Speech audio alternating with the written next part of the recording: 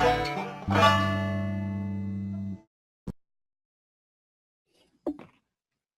Kevin. I'm Martin. Hi, I'm Neil, and this is Youth on Subjects of the World. And today we are going to be interviewing Kevin Olson. That's how I pronounce it, right? Yeah, you got it. That's Martin's dad, if I'm not mistaken. And Yeah, you're correct. we're going to be talking about education, things, and I guess whatever we want to talk about, because we can do whatever we want. We're rebellious teens. Now, so does anyone want to, I guess, get things moving? So as his son, I've sort of grown up as his son, as you do. And so basically, I've always actually wanted to have him on the show because I feel like his growing up process and how he's gotten to where he is like in life, and like just his experience with education and things like that is really interesting and relevant to what we often talk about on here. So I think if we want to start this off like right away with just the most simple of answer, how was your education experience growing up? Yeah, I was gonna say, do you want me to like talk about my education history? Yeah, go ahead. It's pretty short. So I dropped out of high school in 11th grade. Kind of like it was like a mutual like sort of expulsion / dropping out.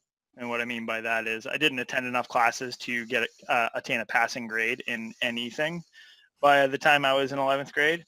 So I had a chat with the principal and I said, I don't really want to be here. And she said, it seems like it. And also you staying here, at least for the rest of this year, makes no sense because you cannot mathematically pass anything. So she said, why don't you go home for the rest of the year and then maybe come back next year. And I said, how about I go home for the rest of the year and then never come back?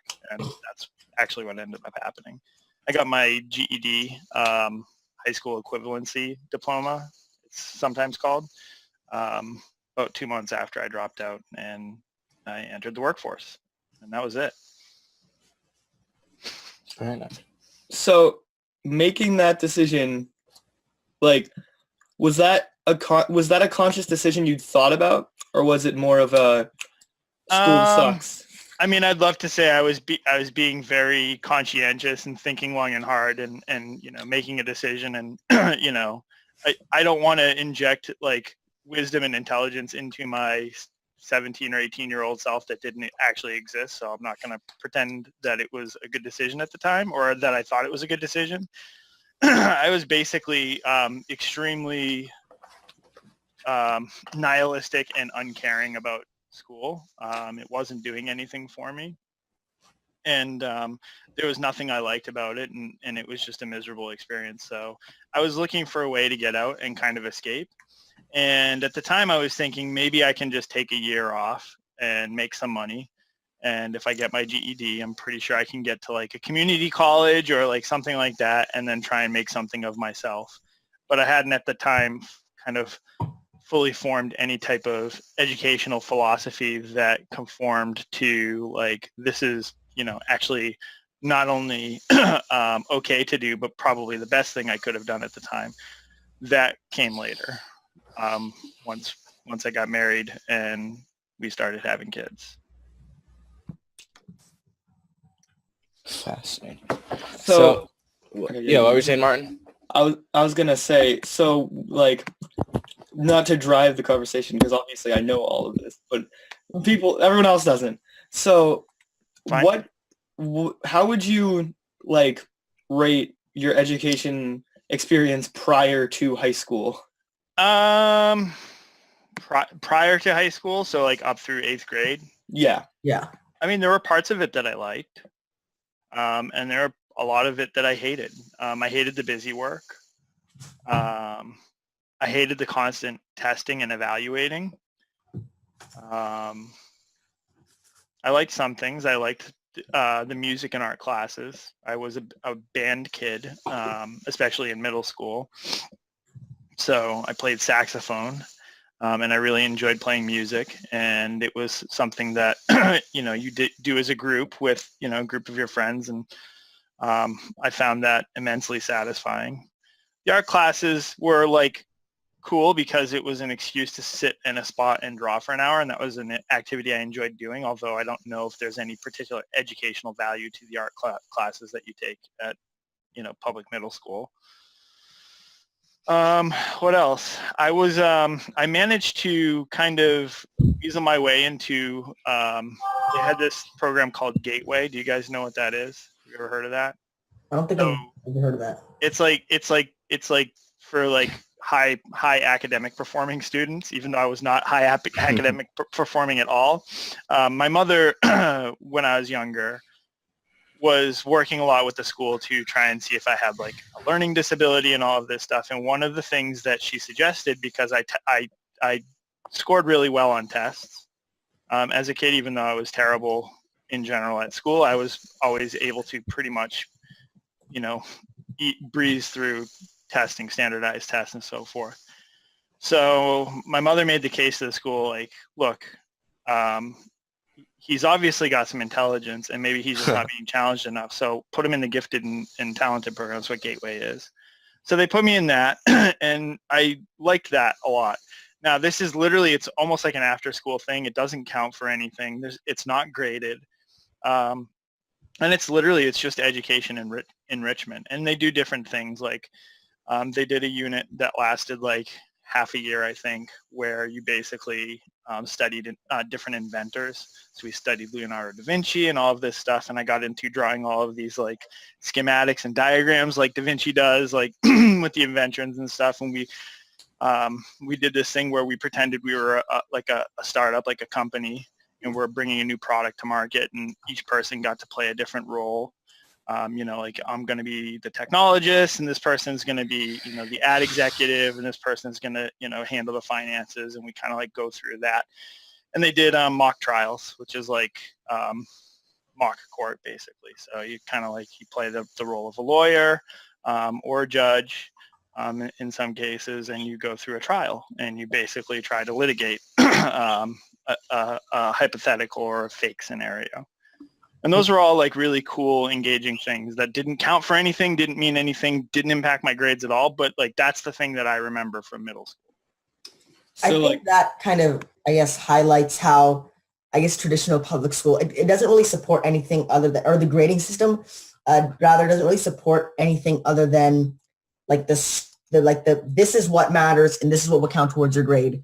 Nothing else actually really matters. And yeah, I guess I think it really speaks to just how rigid it is and how it really just there's not much leeway for what can count towards your grade and what you can pursue.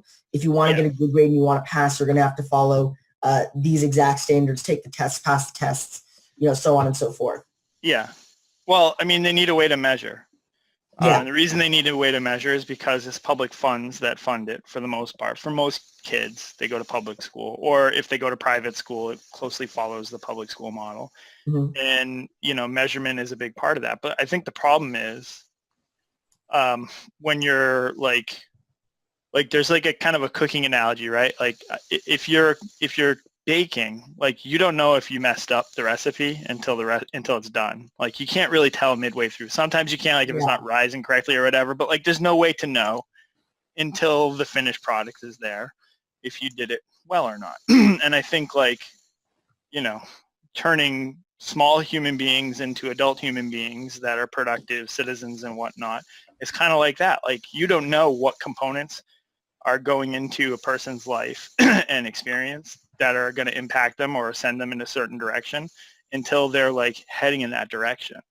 But that's not measurable in a way that's satisfactory for, taxpayers who are demanding, how is their money being spent to educate kids. So we kind of have this other process that is, I think, a little bit false in a way. Like it doesn't really tell the full story, or it tells the wrong story. Kevin, did you ever have like an epiphany moment about education? Yeah, I did, but like I said, it wasn't until I was an adult. So when Martin was, I don't know, 2, his mom, my wife Karen, suggested that maybe we homeschool. And honestly, it had never occurred to me that we would do anything other than what every parent does in the United States, which is send their kid to school when they're 6 years old. But I was open to the idea, so I was like, well, tell me more. What is this? And she had been, I think this is the case in a lot of families where the mom kind of goes into research mode and starts looking at things. But Yeah. one thing that's unique about our family is I'm more the researcher. My wife definitely, learns about a lot, but she had learned about this fellow named John Holt. Do you guys know who that is? Yeah, I've heard of him, definitely. Okay, so John Holt was a guy who kind of started the homeschooling movement in the early 70s, and he published a bunch of books. He was an educator. He was an elementary school educator who became basically disenchanted with the education system and decided to try and figure out if there's a way to support families through homeschooling. And back in the 70s, like, there's no internet. It's really hard to connect with people. There aren't that many people doing it, maybe 10,000 as opposed to the millions that are doing it today. So he wrote a bunch of books about it, and one of them that he wrote is called Growing Without Schooling. And it's basically, it's like an unschooling handbook of sorts. And I read that book, and it resonated with me so much because he, with his background as an educator, he was describing scenarios that he observed, because the guy was just a very, very keen, observer of human behavior, especially in children. And he just described these scenarios that, like, it was so uncanny to read about them because they were my experiences when I was a kid. And, I got through the end of that book, and I went from, my wife saying, hey, maybe we should homeschool, and she was, I think, I don't want to speak for her, but I think her main drive was like, she didn't want to give up the bonding and time with our kids, and have them somewhere else for 6-8 hours a day. I got through that book and I was like, wow, public education is flawed. We need to homeschool all of our kids, and more than that, we probably need to look at unschooling. And it was kind of like a walking backwards, because like I said, before we had kids and before Martin reached that age where Karen said that to me, I hadn't given it too much thought. But at that point, it was like kind of an epiphany of like, oh, this is actually a thing that we should probably spend some time thinking about. And I just started reading every book I could about the topic. We went to some conferences with other homeschooling families, talked about the topic some more. We have 4 kids now. None of them have been to school. I guess if one of them came to me and said, I really want to go to public school, I mean, we wouldn't say no, but we're also pretty realistic with what the pros and cons of it are and what the pitfalls would be, and so forth. So that's kind of how it evolved. It was a little bit of a forwards to backwards of me discovering that there's actually an educational movement that ties to the struggle and dissatisfaction I had as a kid and as a student, and that plotted a sensible path forward that might let my kids escape some of that misery, if that makes sense. Yeah, definitely. So to back up a little bit, how did you get from point A of being like of basically essentially being half expelled, half dropping out of high school, and trying to figure out like what you wanted to do, and like just kind of being in that situation and scenario where you don't really know what's going on, to getting to a point where you're married with a child? Yeah, I mean, some hard work, a lot of happy coincidences, and a little bit of being in the right place at the right time, and a little bit of opportunities presenting themselves. So I mean, when I dropped out of high school, I pretty much believed the common American myth of you have to go to college to be a successful person, Right. to be a successful, happy person, and be able to make enough money to support yourself and support a family. Like, there's really no way to do it in the modern age without a college education. And that's not really true, but that's just to say that's not true is not the whole story. Because, you can't just drop out of high school and then get, a 6-figure job. That's not how things work. Unless you're extremely gifted at, a particular thing, I guess. Right. So, my first job after I dropped out of school was loading trucks for UPS. We have a sort facility that's 20 miles from my house, and I had a couple of other friends, one of which who recently graduated high school, and another which who also had dropped out and was just looking for work. And we started working at UPS. They were looking for seasonal help, and I loaded trucks. And I did that for about a year, 2 year, little over a year, I guess. And that was a part-time job, but it had full benefits because UPS is a union company, so all of its labor is unionized, so they get full benefits and all of this. You have to pay union dues, which are quite expensive, but so I did that. I mean, it was nothing very satisfying or great, but I worked 4 to 6 hours per day, and I brought home enough money to basically support myself. I lived in a small apartment with 3 other people, so I wasn't living a glamorous life by any stretch of the imagination, but it was more than I imagined was possible initially. So eventually I realized I'm going to have to get full-time work if I wanted to, at this point I was dating Martin's wife. We were boyfriend and girlfriend, and I was thinking, hey, Martin's Martin's yeah, wife. Martin's, Right. I almost said daughter. Dang it, mother. Mother. All right, sorry. You guys could have just let me keep going, and I never would have known I made that mistake. I didn't even notice it. I think it's I noticed it, but understood what. Yeah. Anyways. Martin's continue. mother. when you have So like anyways, I was dating a girl that I thought I was going to marry. So I was like, I'm going to need a little more money in my life so that I can actually do adult things. So I got full-time job, and my next job was in a company that makes injection molded plastic. So they make parts for other companies that build things. So some of the things that I worked on there were making parts for these plastic snowshoes that you can use for outdoor winter hiking. They made handles for pistols for the company Sig Sauer, which is a firearms company here in New Hampshire. So I just worked at that company, and the thing that I did there, and I think this is kind of what got me most of the opportunities that let me build from one thing to the next, is I just tried to learn as much as I can about as many things as I could. So the first job I had there was running an injection molding machine. It looks like a giant microwave. It's got metal molds in it, and it's all super hot, and it slams together, and hot plastic pours into it, and then it opens up when it cools off, and you got a plastic part.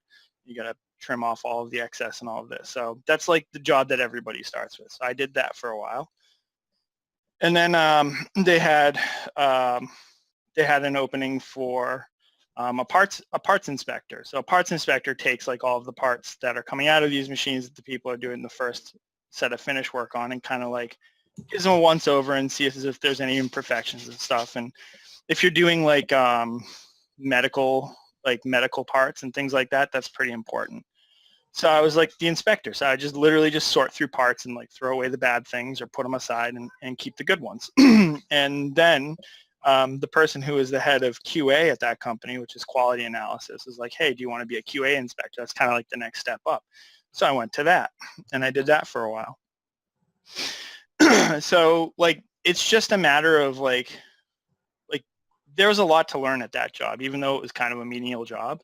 And I learned a lot of different things. And then eventually I realized that this job was quite far from my house. I realized I wanted to work closer to home. So I ended up applying for a place in the same town that I worked in, similar type of work, working with, it's a manufacturing type of job.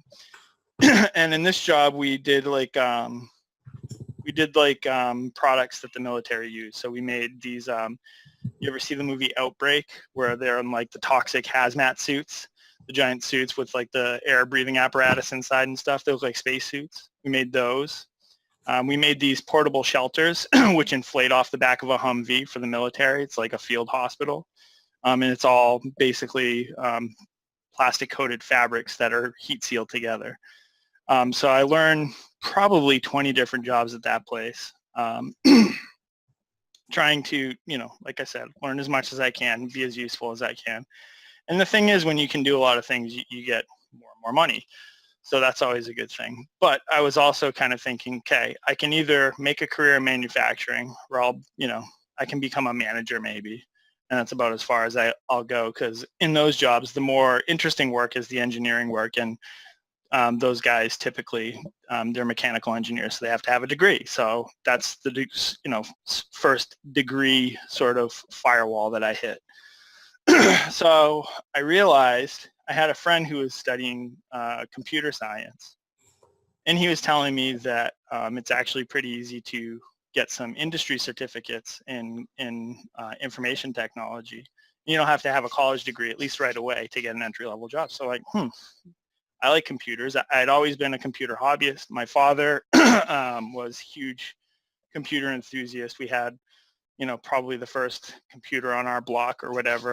Back in 1984, we had a Commodore Amiga computer. So it was something that I was interested in and good at already, but I had never thought about turning it into something I could make money off of until this conversation with a buddy of mine that I worked with. So funny thing is, he ended up dropping out of computer science, but I was like, oh, I could do IT certification courses.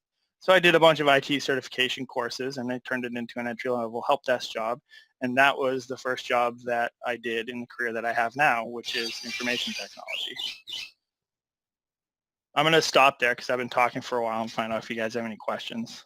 Oh, well, I know that Martin was saying you have a lot of opinions and like to rant. So Okay. do you have anything that like grinds your gears other than education? Because we don't really have to talk about just education. But if we are going to go off on a tangent, I just have one last question about education really quick. Sure. So, so what would be because a lot of times we talk about, or generally a lot of people in, I guess, the alternative education community, if you will, say you can get into college, but you don't need to. And then we've had people on here before where we ask them, okay, what do you do if you want to get into college? Or we talk about how to get into college. So what would you recommend for your own experiences as an example, and also, learning from them and taking, the good from the bad, and say, if you don't want to go to college, what would be your advice? Because if maybe you don't know what you want to do, or you do know what you want to do, but you know you don't want to go to college, what would be your advice in your, I guess, thrown out into the world, or whatever you want to say? My advice would be do everything you can not to go to college unless you are trying to get into a field that has a stringent degree requirement. So if you want to teach, or you want to become a doctor or a lawyer, there's really no way to do that and have like a successful career. Well, teaching, maybe you might be able to find like an alternative school or something that will hire you without a teaching certificate. But for the most part, you really have to have a degree for those jobs. For just about everything else, the degree is a signaling mechanism. It signals to employers that you have basic work ethic and can follow directions. And that's an expensive message. An expensive signal. Yeah, because if I don't know what a 4-year degree costs these days. I don't know the exact numbers are, but I know it's pretty expensive. And the fact of the matter is, I am a person that I manage other people in my career now, so I hire people, and I can tell you as a hiring manager, there are other and stronger ways to signal that work ethic and ability to sort of not necessarily follow directions, but get along in a group and work together with others than having just a 4-year degree. In fact, a 4-year degree with nothing else isn't actually that strong a signal in the marketplace these days, I don't think, for a lot of jobs. So many people now have college degrees. It's starting to become less of not the majority of people, I think, still don't have them, but it's still something that's it's less of a outlying thing now. Yeah. It seems like a lot.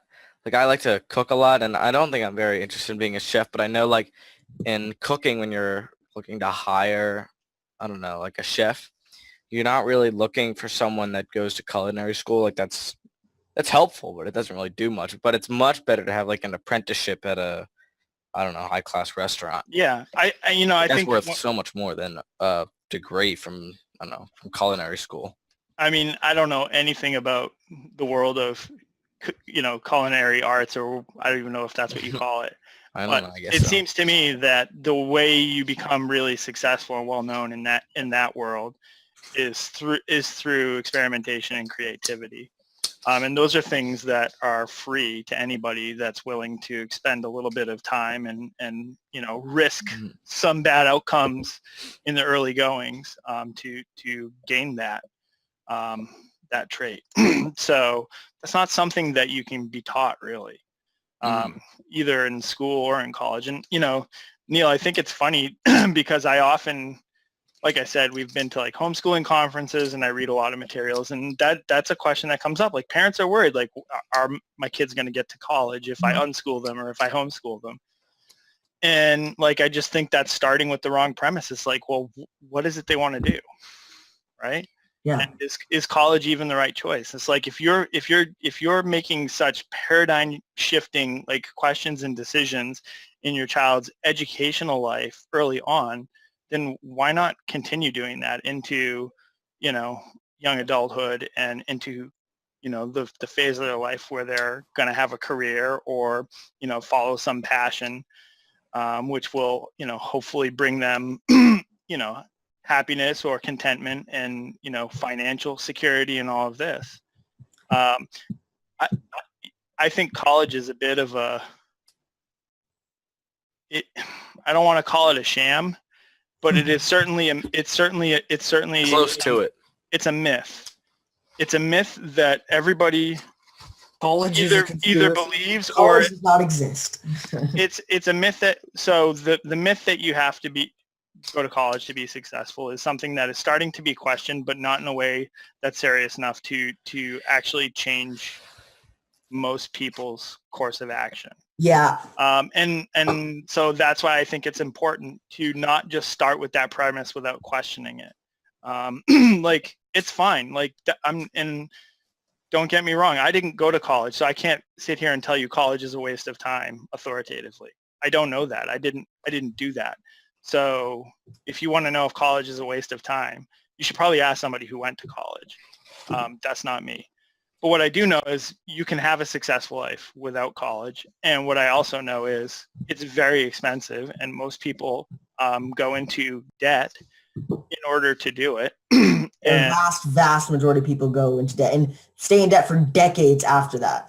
And indebtedness is probably another big myth that, or not a myth, but it's another thing that people by and large don't understand what it means to be in debt. And the impact that indebtedness has on your life and your ability to be productive and do the things that you want to do. So starting your adult life by taking on a giant chunk of debt that you are responsible for paying off is not something you should do without thinking very, very thoroughly about what it is you're going to get out of that. It is really, if that's worth it.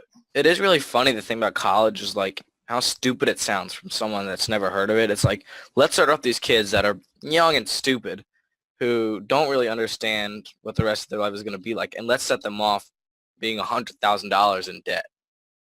Yeah. And let's start them off also when they go to college. They don't even know what they want to do. So they're going to have to sit there and think, what do I want to do for the rest of my life? What should my major be? And when you're going to be paying that $100,000, you're going to have no way of making any actual money, or no guarantee that you'll ever make any money from the $100,000. So like, it's an investment that you're not even sure you'll make any money off of for like, I don't know, the first like 10 years. Mm-hmm. I really think that college is used as sometimes you don't make any money off of it. I think college a lot of times is used for a scapegoat for people. They just like, they're like, I don't know what my kids want. They don't know what their kids want to do. That scares them. And they don't know what they're going to do because they don't know what the kids want to do. And it scares them even more. So like, if I just send them to college and they're in college, that means they're successful and I'm done. I have succeeded as a parent. And I feel like and it's the same thing for the kids. I think they're just like, well, I don't know what I want to do. I've absolutely no idea what I want to do. I have no idea what I want to do with my life. I have no idea what's going to happen after high school. So I guess I'll just go to college because I just think it's used as a scapegoat for go to college because that's the next step. It's just as a scapegoat for instead of just actually getting on with like, and I'm not saying college is important because I actually want to go to college because I want to be a dietitian right now, at least I could change my mind. And I need to go to college to do that. But if you don't have a specific need to go to college, think critically before you actually make that decision. I think also a problem that I'm positive exists because I have multiple friends who've basically fallen into the scenario is just like people don't want to piss off their parents. Right. And a lot of people end up like, well, I guess I'm going to college and being in debt for the rest of my life because I don't want to like tell my parents I'm not going to college. And they've like I've had multiple friends who've kind of fallen into that trap, and I have multiple friends who are like looking at falling into that trap. Yeah. There's a lot of social reinforcement for following the path of get good grades, graduate high school, go to college, both for the student and their parents. There's not a lot of social reinforcement to look at many, if any, alternate paths. And that's not always been the case, by the way. I think, 20, 30, 40 years ago, there were a lot of viable paths to, sort of the American dream, if you will, through, trades, blue collar jobs, that type of thing. Or just being an entrepreneur, open a restaurant, open a bakery, like, do something. And that you didn't necessarily have to go to college for that. But that's really the focus on academics in the last 20 to 30 years has really kind of flipped that around. And, it's hard because the kid might see a reality of, wow, I don't know if this is right for me, or this seems scary. And, oh, that's a lot of money for me to, borrow on this on this student loan. I'm not sure I don't want to do yet. But it's also scary for the parents, and the parents are in a situation where there's zero social reinforcement. So it's like, they feel like they're bad parents, basically, if their kids aren't grade A students and going to college. And the funny thing is, the people who get the most at, like, the people who are scamming all these people is like the government. They're the ones that are like telling you everything to do, and they're like controlling everyone. Well, so they definitely have greatly contributed to the rise in sort of the profile of college education as the primary means to move from adolescence into adulthood through basically cheap loans and subsidized loans. Yes, that's the funniest part is like what is it in, I don't know, the 70s, 60s or 70s, they had this whole thing where politicians were like, if you vote for me, I'll guarantee you these college loans. And then they got in the office and they did that, and then it screwed up everything because colleges are like, all right, well, we can charge as much as we want because there's going to be these like great loans that these kids can buy. So we can basically charge as much as we want. People will still come. Then now it's like politicians are promising, oh, well, we'll get rid of these evil college loans for you and we'll pay them off. But it's like, well, it's a problem they like create. Debt forgiveness or free college. Yeah. It's like the government creates this problem, and they're like, if you vote for me, I'll fix this problem. And then they screw it up, and they're like, if you vote for me, I'll fix this problem that I made. It's like, why should we have to? I'm like, that's just so stupid. Mm-hmm. And now college is super expensive. Like before, there's all these loans. It's like, well, college isn't that expensive. Yeah. Also, people are actually paying money for it. To back it up a little to Neil's thing about like college, specific. Neil's thing about like people's reviews of college and how you said you didn't go to college, so you can't really review it. I tried to talk to a lot of people about a lot of things to just kind of expand my knowledge of other people's ideas and opinions. And I was talking to someone who went to college, got a degree in engineering, works in engineering, who was talking about how he does not think people should go to college unless they are, like, once again, absolutely positive what they want and knows that they need a college degree for it. And the example he used was he told me about two different cases. One of the cases was two people who he met in college, who also met in college, who started dating, got married after like college, and both of them are so far into debt that they can't afford a house. So they live in one of their parents' like house with them, and they can't start a family because they have too much debt. And only one of them works in the the field that he studied in. The other one doesn't.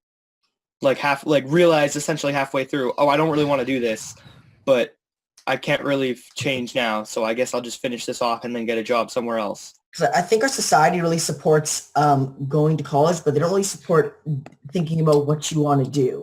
Yeah, Like they'll say, but "Oh, little Billy, what do you want to do when you grow up?" It's like, okay, it's like, oh, it's a cute, fun question, but oh, when you go to college, so you can be paying tens of thousands of dollars to just be sitting there and thinking what you should have been doing years ago. dude, little Billy, you haven't Oh, used little the Billy's little back. Billy example in so long.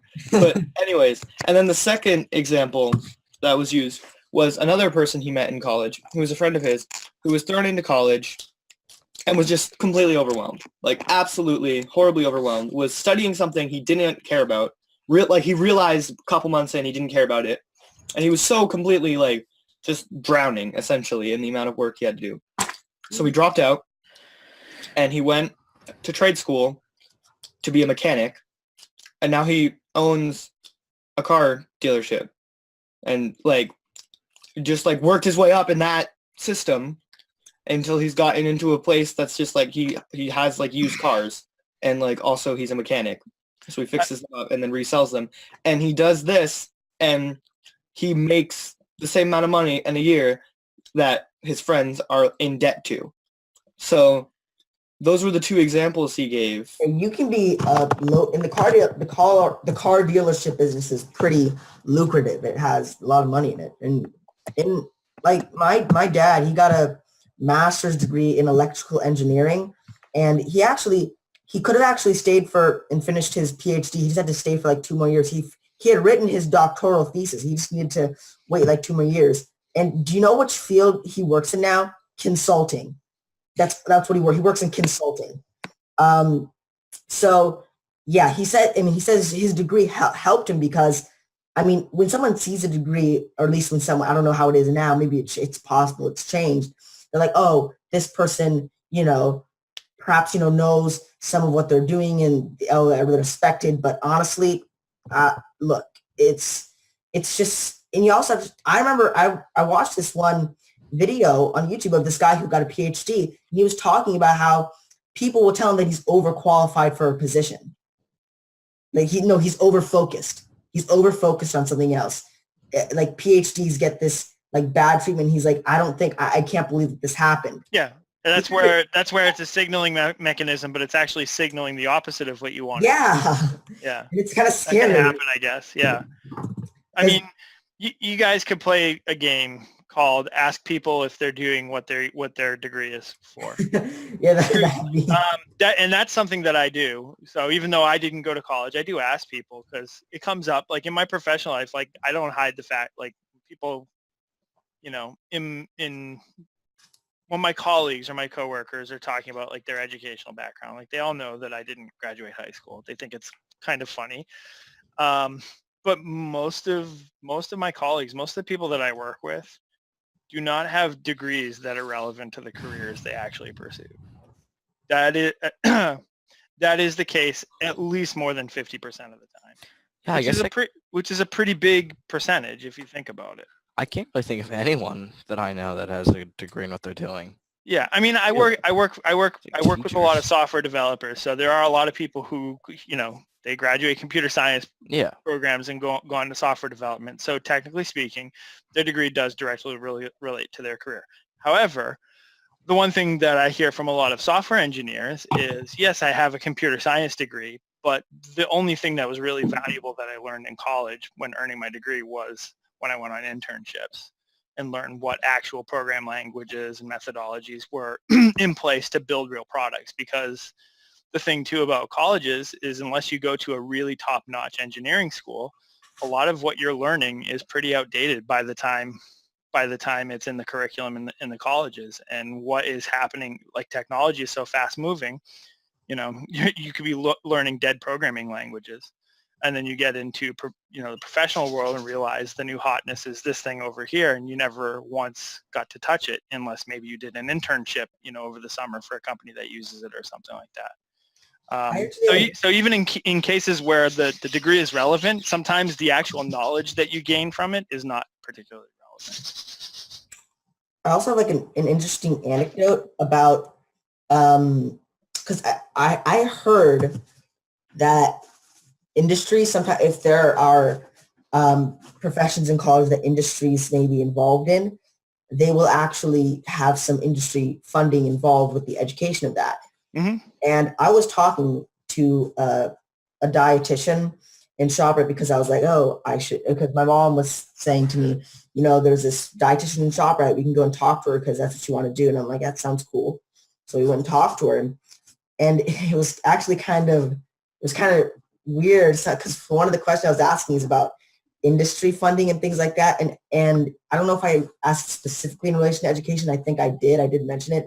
And she just kind of got like, yeah, there's a lot of that. You got to be careful. I was like, oh my God, this is some like shady shit that goes on. Yeah. I mean, Yeah. it's just, so this is like, because it's different from like reading on the internet or hearing people talk about on the internet, but when there's like someone in front of you saying, yeah, that's something you got to watch out for, it's like, okay. Yeah, I think that's very, like, I think that's one of the most interesting things about living in age that we do is like, you can read all of these things on the internet, like, especially about, for me at least, about education. Mm-hmm. It, and I believe my beliefs to be 100% true, but I'm also someone who doubts, like tries to doubt everything, at least a little bit, just to like not ever completely write something off as impossible.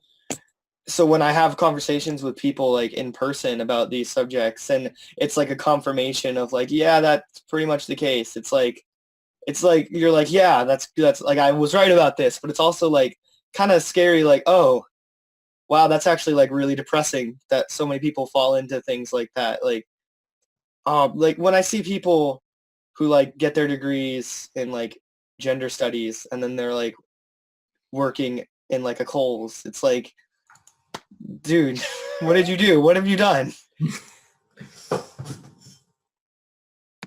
Exactly.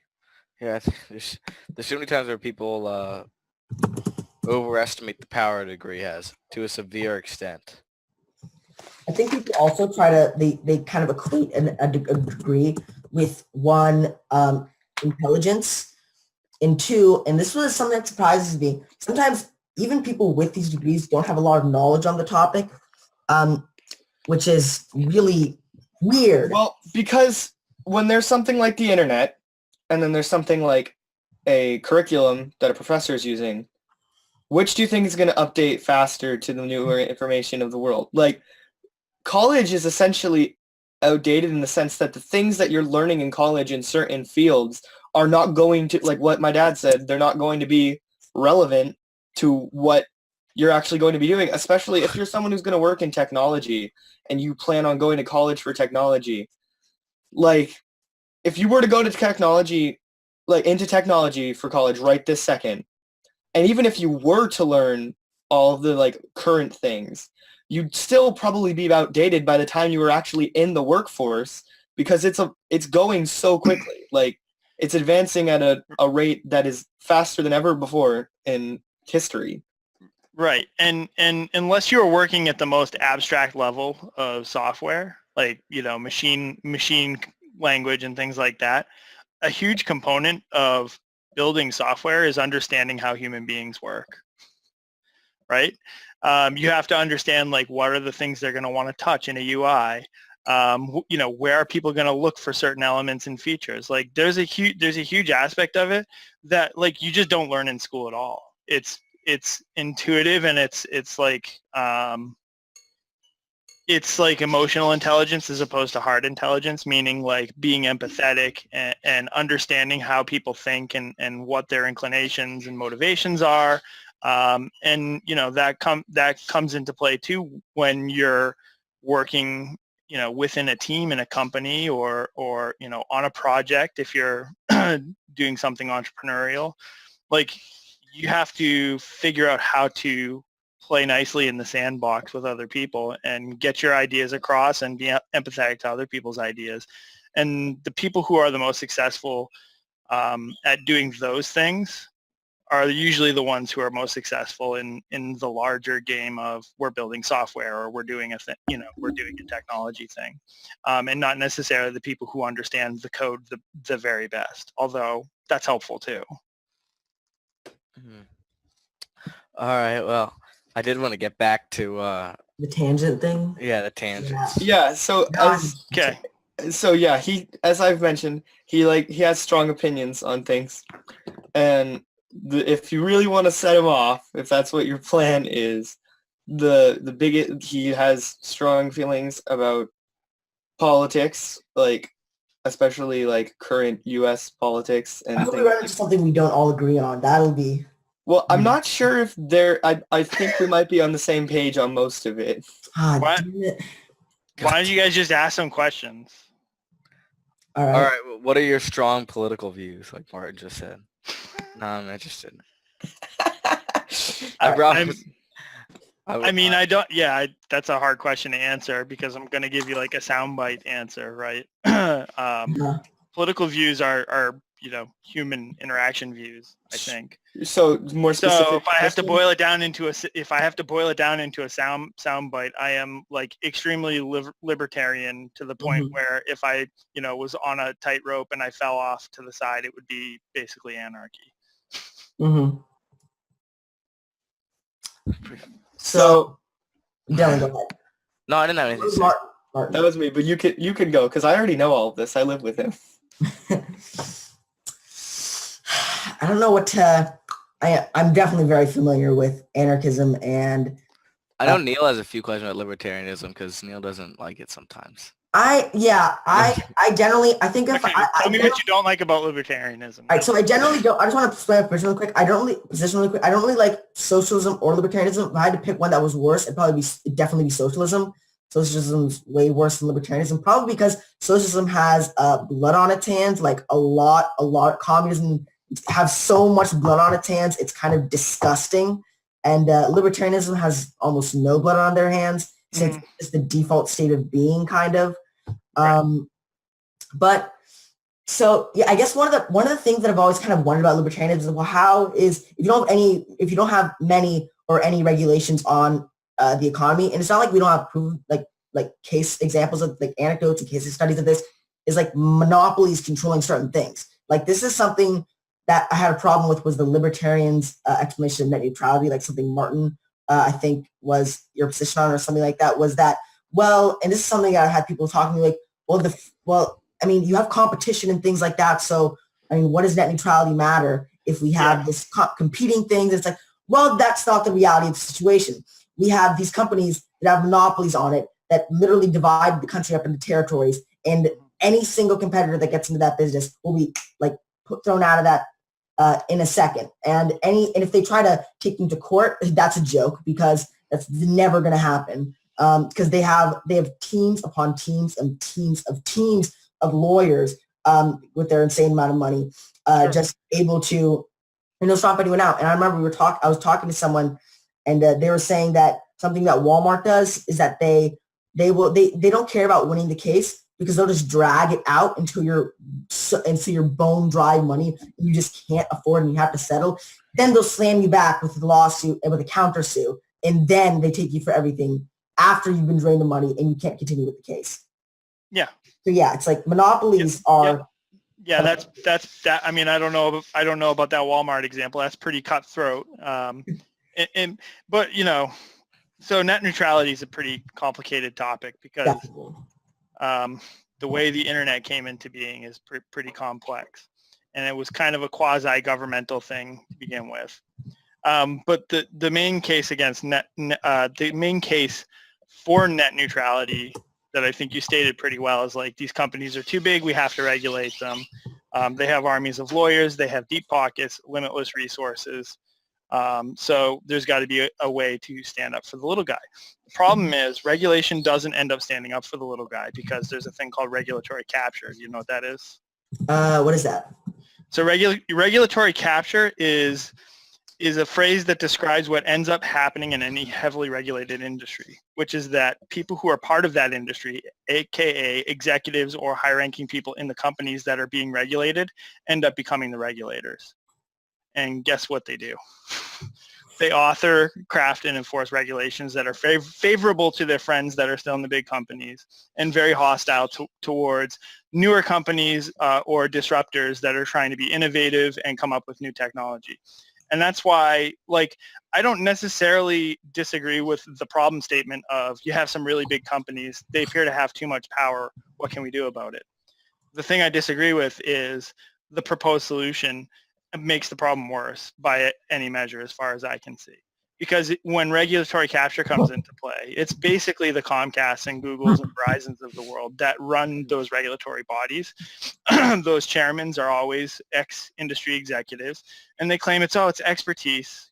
We need people who are experts in this industry to be able to regulate them, and maybe that's true. But the other thing that happens is the more regulated an industry becomes, the more expensive it becomes to be a player in that industry, because there's a real cost to being able to come to conformancy with all of these laws and regulations. To know what they are, you got to hire lawyers, got to make sure you're not running afoul of things, you got to set your infrastructure up in a certain way. So if I wanted to start an internet company tomorrow, and the internet had the internet as an industry had tons and tons of regulations that Comcast and Verizon and Charter and whoever else had no problem complying with, because they're huge multinational, billions of dollar plus corporations, and I'm just a startup, I'm dead before I even get started.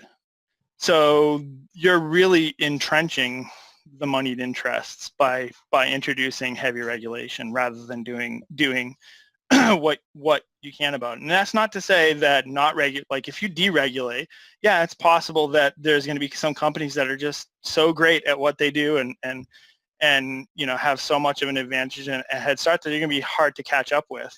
But I think open competition has a better chance of disrupting those companies than regulation does.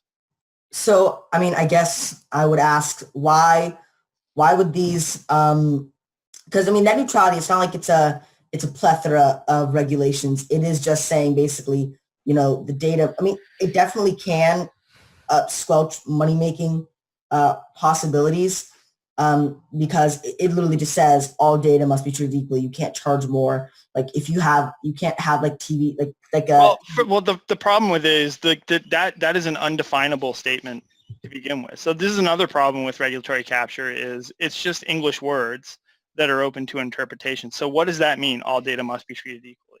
Well, I guess, obviously, all laws, to be clear, are interpreted. That's what the judicial branch is for. Of course. But this is a rulemaking body that is unelected, right? Right. The FCC. These are people who are appointed. Right. That just get together and say what should the rules be, and they write words down, and they also happen to be responsible for enforcing them. So they write their own rules. I really like the idea of having these different branches of the government that are completely unelected. I know. So we could get off on a tangent of that. So let's stay with the question.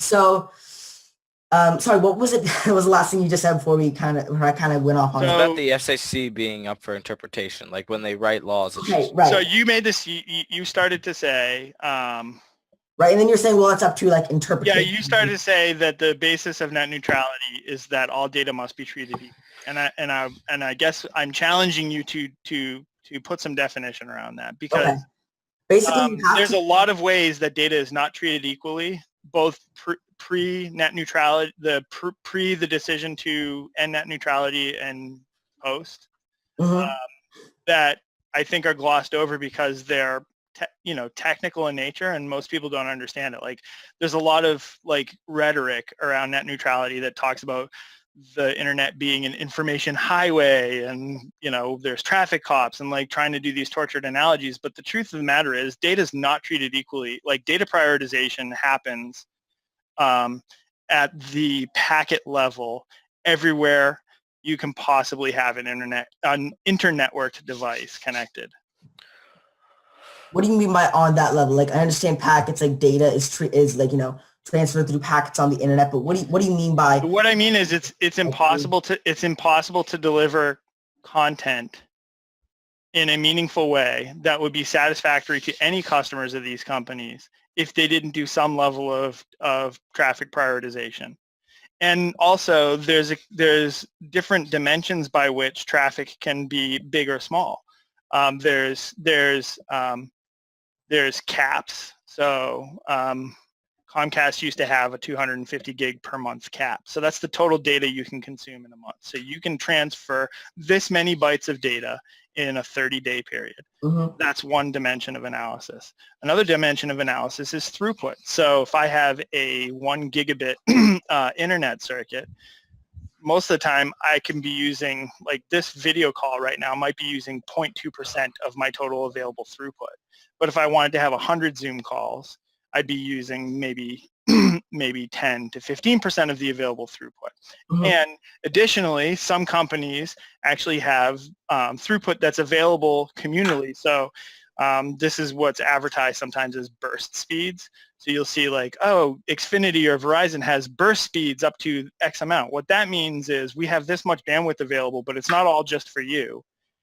You can use it if it's not being used by one of your neighbors. But if it's being used by one of your neighbors, it might not be available. and that's a throughput dimension of analysis. So that's another thing too. Like when you say all data must be treated equally, are you talking about data over time? Are you talking Well, about to be clear, throughput? Are you talking about? I guess that is, I guess if you want to put it into a more solidified standpoint, I guess the analysis of the statement regarding net neutrality I gave, it's basically just the generalized statement. I think it'd be better if we're talking about interpretation. I think it'd be better the general, not just the general public's interpretation, but also politicians that oppose the repeal of net neutrality's interpretation, which are the people who basically, they're the ones who make the laws. Is, if you cannot charge more for a specific, you cannot charge more, less, or restrict specific services. Now, well, why not?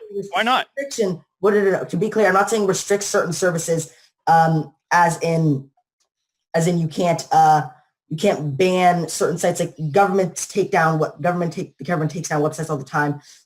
You can't at the base level, like when you're getting the internet on your laptop, they can't just block a site for no reason. Obviously the government can do whatever they want. They're the government, which sure. is really kind of, I don't know. But they don't. But these companies don't do that. Like they weren't doing that before the net neutrality rules were passed, and they're not doing that now. Because I remember I was trying to figure out, because I know what happened during the Obama era, why net neutrality was actually imposed. Because I'm trying to figure out exactly why that was again. Because I do know, and to be clear, it isn't happening. Nothing really significant is happening right now, because that would just be short-sighted by the companies, because net neutrality is a hot topic, and it still is to an extent. But that's the effective that's the effective competition at work. Those companies are competing with other companies. Yes, it is, because those companies are competing with other companies to provide products and services over the internet, and they know that they will hurt themselves as much as they can hurt their competitors by acting badly or in bad faith towards their customers. Companies don't want to hurt their customers, generally speaking, because the companies are the source of their financial success. So if a company wants to keep its customers, it needs to keep them happy. And a way to not keep them happy is to start randomly blocking their access to things that they want access to. So that's why most companies don't do that. It's not because there's a regulatory body saying you can't do that. It's because it would be bad business to do that. So what exactly competition do these companies, like these, let's Comcast, Verizon? Sure.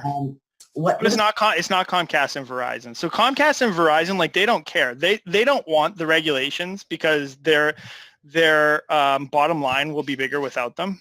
But they're also fine with the regulations because they are deep pocketed enough to play that game. It's actually it's actually the companies in Silicon Valley that benefit the most from net neutrality regulations. So companies like Netflix and Google via YouTube and even Facebook, I've heard this argument with their video content. These are the companies that benefit hugely. Well, this is actually something that rulemaking basically says you have to let this particular traffic through and not impede it. And then they can sick the government after ISPs. And some of these ISPs, by the way, are pretty small operations. They're not all Comcast. If you go out into the Midwest in Nebraska, you're probably not going to have a big ISP. You're probably going to have a smaller company. It could even be like a mom and pop or family business type of thing. And they can go after those companies. So that's why you see, when the whole brouhaha over net neutrality was erupting, you saw basically unanimous support for net neutrality from almost every major Right. Silicon Valley company. Why do you think that is? Well, I mean, to be clear, I'm not trying to, I mean, definitely heard this argument. They definitely benefit from it because it's basically saying these companies these companies and services take up an extreme amount of bandwidth. But I don't know if you and I benefit from it, because right now I want to consume content from those companies, but there might be a company that's trying to compete with them that provides a better product, and they can't even get their foot in the door because they can't afford to abide by the laws and regulations, and they can't compete with the benefit that has been bestowed upon these companies by the net neutrality regulation. Okay, wait. So then you end up with a Facebook and a Google and a Netflix that can have content that doesn't necessarily meet their customers' expectations, and people don't have much of a choice. Just to be on the same page, as I remember, there was the reason that these companies wanted the repeal of net neutrality to not go through, namely like Netflix and things like that, was because their content took up a lot of bandwidth, and basically the ISPs couldn't really say you can't we're going to charge more for your service because it takes up a lot more it takes up a lot more bandwidth and a lot more service than anything else. And another time says, well, you can't do that. Well, if you have an all-you-can-eat buffet, let's say you have an all-you-can-eat buffet, right? Mm-hmm. You have your customers there eating, and it's all you can eat, but nobody actually eats everything, right? People come in, they eat their fill, and then they leave. What if you had somebody who bust in a truck full of 500-pound people, and they literally just ate everything you had? Would you let them back in the store the next time they came, or would you be like, no, for you guys, we're going to charge a little more? I mean, I can see that, but no laws, no regulations, just a question of like simple human fairness. What would you do if you were the buffet owner? Well, I mean, obviously, let's be clear here in this analogy, you'd obviously, not let them in or charge more. Yeah, exactly. So it's an oversimplification, but it's just saying, like, if I provide a service, I should be able to decide how that service is consumed, particularly if it impacts other customers who are relying on me for that service. And the repeal of net neutrality puts the power to make those decisions back into the companies that provide those services directly to their customers. So why wouldn't you just charge? So why don't you just charge more for I mean, I've also heard this argument. So I'm not sure if this is just me not fully comprehending it, because I wondered, so why not just charge more for as much data as you use? Because clearly these companies are using more data, more bandwidth. Why not just charge more for that than specifically restrict these specific? Well, and that's the thing. The regulation was so confusing that companies were doing that in some cases. Like, people are saying, "Oh, I'm gonna have to pay more." So you think companies were or weren't doing that in certain They cases? were. Oh, they were. They definitely were. Go to a company where you can buy like a cell phone plan and look at what they offer you. They offer you 20 different plans. That's why I just don't understand why that. So they're already carving up their service into different service tiers or categories, and I think there's mostly nothing wrong with that. Like, if you go to a car wash, you can pay for the $8 regular car wash, or you can go for the $20 scrub your rims and get your undercarriage washed and all of that stuff. If you want to spend the extra money, you can do that. But the person who wants their undercarriage washed doesn't, the company's not obligated to sell it to them for the same $8 regular car wash that they're selling to you otherwise. Like, if you want more. I mean, to be fair, were they even required to that during net neutrality? Because couldn't they just? You said cell phone companies were and still are doing that. I can't go out on my phone and do this podcast, look on YouTube in 4K and all that stuff. Otherwise, I'm going to run out of data. I mean, I don't understand why companies couldn't just do that. And if they there are rules around how you can divide it up. It's not that you can't. It's not an absolute prohibition. Under net neutrality, there are certain things you couldn't do, and one of them was divide content up by the source or the site from where that content was coming from. So you couldn't have like a unlimited data plan, but then exclude access to block out Netflix and YouTube, let's say, and then charge customers extra to be able to actually access Netflix and YouTube. Yeah, I mean, I see what you're saying, but that's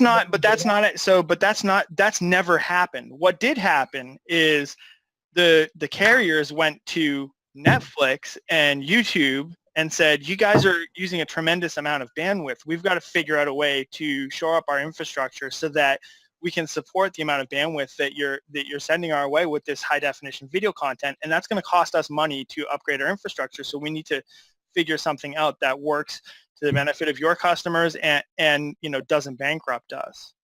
And that's when Netflix and Google were like, oh, government, come help us. They're trying to charge us more money. It's like, well, no, you're providing a service. And by the way, there were ways to innovate around this problem that Netflix was already pursuing. So you can Google this. I don't have all of the details of it, but Netflix was basically already undergoing a plan to have caching devices. So these are basically little mini Netflix servers that they would put in ISPs, central offices or colo facilities, and serve the content locally or regionally, so that, like, I live in New Hampshire, southern New Hampshire, right? So, my colo facility or my central office in Concord, New Hampshire has got a little miniature Netflix service that has all of the content that's frequently accessed from southern New Hampshire available locally, so that they're not pulling it over the larger pipes from, wherever Netflix is headquartered, wherever their data centers happen to be. So they were already on the path to solve this problem in a way by innovating through technology. And, the regulation was basically kind of an afterthought of like, oh yeah, that would help too. But that's not how industries grow. That's not how technology grows. Innovation happens when you have a problem and you're forced to solve it and not call the government to come bail you out. Mm-hmm. And I mean, so why were, I have another question about, because you were saying, I don't know if you already answered this question and I just completely forgot it. But it was because I asked you about how the repeal of, wait, I'm thinking if you already did, yeah, I'm just gonna, so, because you were talking about how they would be able, you were talking about how the repeal of net neutrality would help these companies' bottom line. Is that how it would help their bottom line, by being able to charge Netflix versus like Netflix and YouTube more and charging more for that? Is that well, they're not doing that necessarily. Yeah, I know. What it does is do that right now, to be clear. Yeah, so, and I don't think they would necessarily start doing that. And in fact, those rules were repealed a few months ago, and so far I haven't seen or heard any instances where that's happening. To be clear, what does happen is now you don't have a regulatory burden, and what that means is you don't have to submit your infrastructure, your pricing plans. You don't have to get regulatory sign off. You don't have to deploy and or keep on staff a fleet of lawyers that are going to help make sure that you're within the boundaries of the net neutrality rules and all of this stuff. So this is how it helps their bottom line, by reducing their cost of being able to provide that service, because they don't have the cost of conforming to regulations anymore. Mm-hmm. So they don't have the cost for conforming to those regulations. Where exactly? Yeah, because it's very expensive to comply with regulations, generally speaking. Well, what exactly? Because those regulations weren't exactly saying.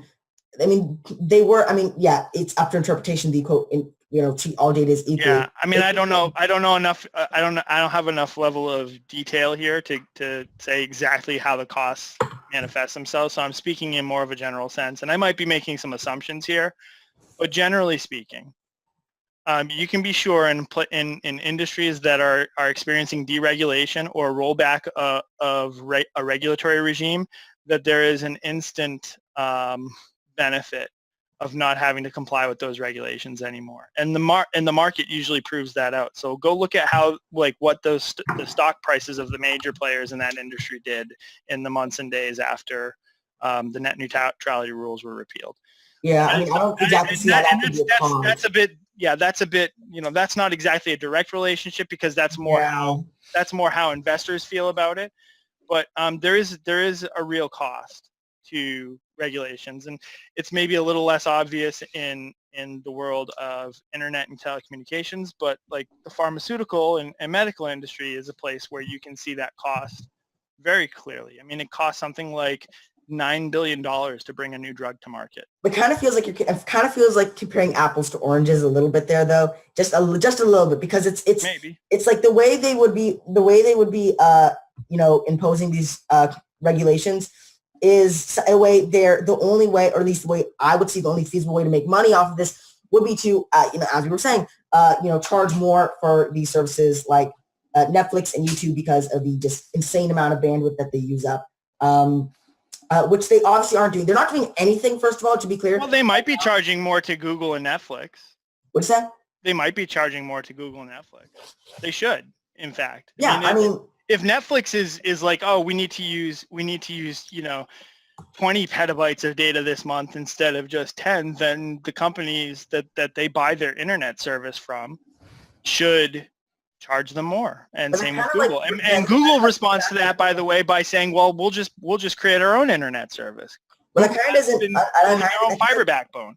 That kind of like So- comes back to the point of where like why why couldn't have they just said, okay, 10 petabytes of data cost this much, 20 petabytes of data cost this much, rather than just you are YouTube, therefore we're going to charge you more. And it's not like, again, they were doing that with cell phones. I don't know if I'm coming back to topic that I'm like a broken record on, and I'm just too stupid that I didn't acknowledge the point that was made. I told you it's very complicated. Yeah. And there's a lot to understanding it. And that's why, like, that's another thing that annoyed me about the whole debate is it was trying to be boiled down into very That is something that I didn't like very about- low resolution sound bites. Yeah. Internet memes, and like there's no way you can get your brain around a topic this complicated by reading a few internet memes. That's why I just generally despise like marketing around like politics and things like that. Whenever I see an ad on my phone for a politician, I just say, this is such bullshit. Oh my God. I mean, it's never that black and white.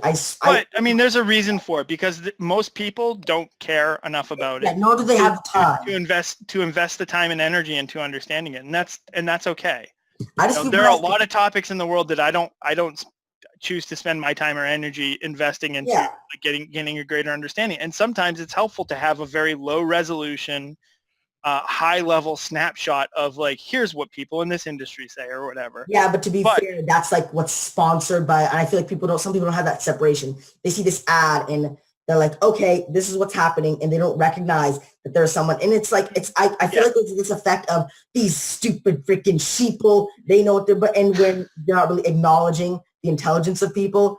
But it's not like I have seen, I hate anecdotal claims, but I see people saying these, like, just regurgitating these things that these ads say, and that these slogans that they do. I've seen it on the news. The only way I saw it on Fox News. It's the first word that someone that wasn't you or my dad has said in like 20 minutes. Yeah. Hey, how long is this going to, by the way, guys? 6. Like 6. is the Oh, latest okay. we can go. All right.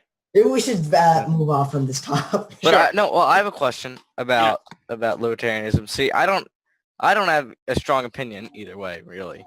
Mhm. Most things I lean libertarian, but there's one thing that I've thought about for a while. I haven't really found an answer, but that doesn't mean I think I'm right. I just so it seems like a lot of libertarianism is based in the fact that humans are smart, which I don't think they are, most of them. Okay. So if you had a business that was, I don't know, taking advantage of minorities and, I don't know, owning sweatshops. People are too stupid to look up to see if they're running sweatshops. Yeah. And go for the competition. What's wrong with sweatshops? Well, let's say they have a sweatshop and then they come into town and these people start to Someone's rely gonna on... edit that out. Someone's gonna edit that out and just keep that as something to hold against. What's wrong with sweatshops? I'm being purposely contrarian here, but tell me what's wrong with sweatshops. Well, I think in my mind it's sweatshops will show up in a small, I don't know, Mexican village or... Dylan, you're not actually saying what's wrong with them. You're just South saying American. where they will come up. No, I'm not. What? You didn't even let me finish my sentence. Okay, go. And then people start to depend on them. It's like the Walmart scenario where Walmart show up in small towns and then eventually they leave because they don't need them anymore. Mm-hmm. So I think that's what's wrong with them, is that people start to depend on these sweatshops and then they leave and then their lives are... What would the people in the sweatshops be doing if they weren't working in the sweatshop? Yeah, I guess doing nothing. Well, okay, wait. That's kind of. I feel like you just kind of described the point of the reason. And I'm not saying that the minute we should have a minimum wage. I'm just saying you kind of described the reason the government imposes a minimum wage. I'm not saying we should have it. Yeah. I'm just saying you kind of just described that exact reason. Yeah, they would be doing nothing, but these companies have so much money, and yes, stealing from the rich and giving to the poor is still stealing. But I think but to be clear, I think stealing to a point, and it is stealing to say you have to pay this much or you have to pay taxes. It is stealing. It literally, I mean, but it's like, well, stealing is unlawful. It's like, screw off. Okay. So if the government murders someone, it's still murder. I don't care if it's the law or not. But I would say that it's stealing to a point and to such a small extent on the percentage wise for this company. And if it helps this many people, without and safety regulations as well.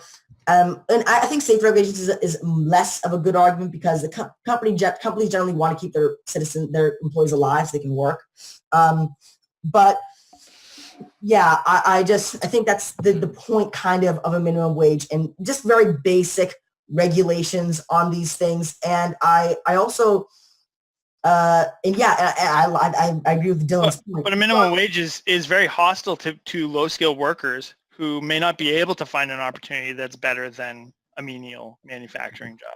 All right, I have a question for you too. Wait. What do you mean by that? What do I mean by like someone that has like someone has low skill? Because you price them out because you're setting a floor to the price for labor that's higher than what their ability is to provide value to a company that would hire them. So they just don't get hired. Okay, I mean, but then, so, all right, okay, I guess I see what you're saying there. So you're implying that if we, for example, like get rid of the minimum wage, unemployment rates will unemployment rates? They will obviously go down. No, they won't because you still have a welfare state. So people can still make a lot more money by collecting benefits from the government than they can by working. So if there's a welfare state and you abolish the minimum wage, it's not going to do much, I don't think. Here's another question I have. I think so. I understand why the minimum wage, for the most part, is pretty stupid. Well, go ahead. Sorry. But so my mom doesn't seem to get this. She's like, She looks on Facebook and sees people working at Disney World, like old people who are like being homeless, and she doesn't understand how Disney can get away with that. And I think, like, I don't have the word. I don't think I have the knowledge of how to explain it, like, simply. So how would you explain it to her? Well, let me ask you this. Okay. You guys, are you homeschooled too, Dylan? Yeah, well, I go to a Sudbury school. Yeah, you go to a Sudbury. So you go to Sudbury schools, okay.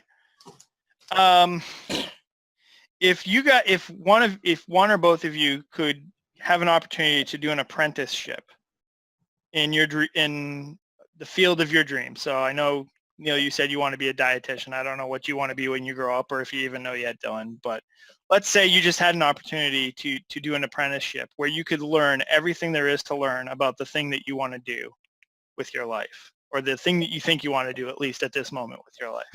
But the only catch is you'd have to work for free. Would you do it? I mean, yeah. No, you wouldn't do it because it's illegal. Well, it's an apprenticeship. It doesn't matter. It doesn't matter. Internship, basically. And and how you have to pay interns. My company's in Massachusetts. In the state of Massachusetts, you have to pay interns. You are not allowed. You're not allowed to. There are loopholes for internships, and I know that because you can't. Sure. Yeah, because it's basic. It is unpaid labor. You don't have to. You can give them certain things. But if to be clear, like when I hear an apprenticeship, and you kind of described, and I feel like, you did kind of describe an internship, and I guess I would take that. I wouldn't take that as a long-term thing because I can't. No, nobody would. But you wouldn't need to because you would learn enough skills to become employable. Eventually, you would know enough about whatever the thing is you're doing for free that you'd be worth money to somebody. And they'd want to pay you. Well, isn't that just like the point of going to an internship and then quitting? What's that? Isn't that the point of doing an internship or an apprenticeship and then stopping it? No, that's exactly the point. Yeah, so then... But that opportunity only exists if you're a college student and you happen to live in a state where you can still have a free apprentice or internship. Most places you have to pay somebody to be an apprentice or an intern. I see what you're So- saying. So that really limits the field because the companies have limited resources. They have to decide how to allocate capital, how to spend the money that they have in their bank, right?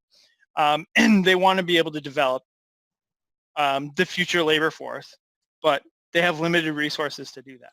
So the fact that they can't do that for free or for very little money right now means that they can't do that for very many people. And that's another thing that perpetuates this whole college myth. It's like, well, you have to go to college to be successful. Well, yeah, of course you do, because there's no opportunities, with free to minimum financial barrier to gain marketable skills otherwise.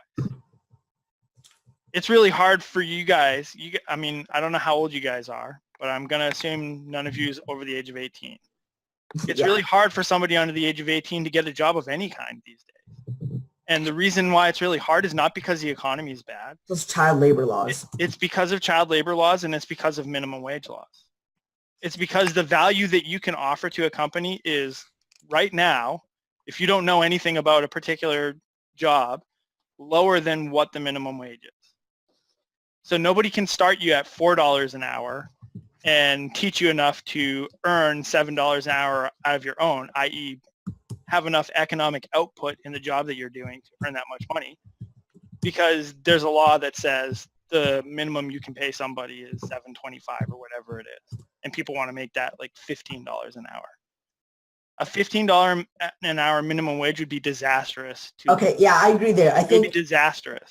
yeah, to be clear, I don't support raising the minimum wage because it's just ridiculous. If you raise the minimum wage, if you raise the entire minimum wage, it'll just cause inflation, and it's just ridiculous. But I guess I still don't see, because I feel like that apprenticeship, I feel like it's kind of glorifying certain things that don't, I guess, require apprenticeships or anything like that. I mean, okay. Yeah, I mean, it doesn't apply to the sweatshop example that we started with, I think is what you're trying to say. Like, there's a lot of jobs that You don't apprentice in sewing a shirt together so you can give it to the next person on the line. No, but you might learn how factory work operates. You might be You able really need to. to learn how factory work operates to operate in like very basic.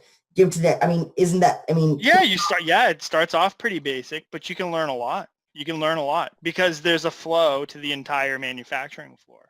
So you can observe how materials move from one station to the next, what happens to them, what are the things that slow things down, what are the things that are faster, what are the things that make the factory as an entire operating unit more productive. Like, there's tons to observe and learn in a factory environment. And if you are somebody that's motivated to observe and learn those things, you're going to be a floor supervisor before long, making a lot more than minimum wage. And you might even move into an engineering or a consultancy phase after that. so what would So there's no such thing as a job that there's no skills that you can learn that are transferable to, well, I mean, yeah. in terms of upward mobility. I truly believe that. You can turn anything into something more if you go about it the right way. Okay. So Dylan just sent a thing in the chat saying that he has to leave at 5:30. So do you want to? Okay. Is there anything that you want to talk about, Dylan? Well, you guys will. Yeah, I just had to leave for Rosh Hashanah dinner. We kind of derailed your sweatshop thing, and I wanted to hear the rest. Yeah, of I it. want to hear you have to say more because we can talk all day after you're Yeah, gone. But I wanted to hear more about that. Like, so your argument is basically that sweatshops aren't that bad of a thing. No, because it's voluntary. So anything that's voluntary, if it's my best choice out of a range of options I have for my life, Mm-hmm. then it shouldn't be up to a government body or some guy with a funny hat to say that choice is wrong for you. I'm going to make a law that says you're not allowed to make that choice. So I'm curious. My work output so if I own my body, I own the output of the work that body performs. I should be able to do what I want with that work output, from a range of giving it away for free to selling it to the highest bidder. Mm-hmm. And so what a minimum wage is it's somebody outside of me and the person I'm negotiating with coming in and saying, you can't sell the product of your own work for that price. Mm-hmm. Right? So like, let's say you're like crafting things and selling them on Etsy, and you decide you want to sell as many as you can to get recognition. Let's say you're an artist and you just want to get your name out there. You want to become well known. That's your main motivation. You don't care if you lose a little bit of money or don't make much money on every piece that you sell. So you sell them at the minimum possible price, 50 cents a piece or $1 a piece, let's say. Now, a minimum wage is akin to somebody coming and saying it's illegal for you to sell your work for $1 a piece because you can't make a living off $1 a piece. You have to sell them for $10 a piece or $5 a piece.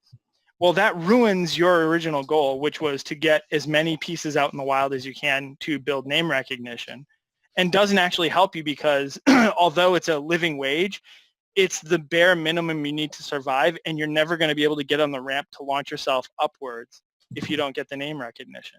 Mm-hmm. So this is kind of like the dynamic of like if I own the product of my own work, I should be able to sell it at whatever price I see fit, whether that's giving it away to somebody for free or selling it for $100. I really like And that. when you go in, offer employment to an employer, you're selling your work product to that employer.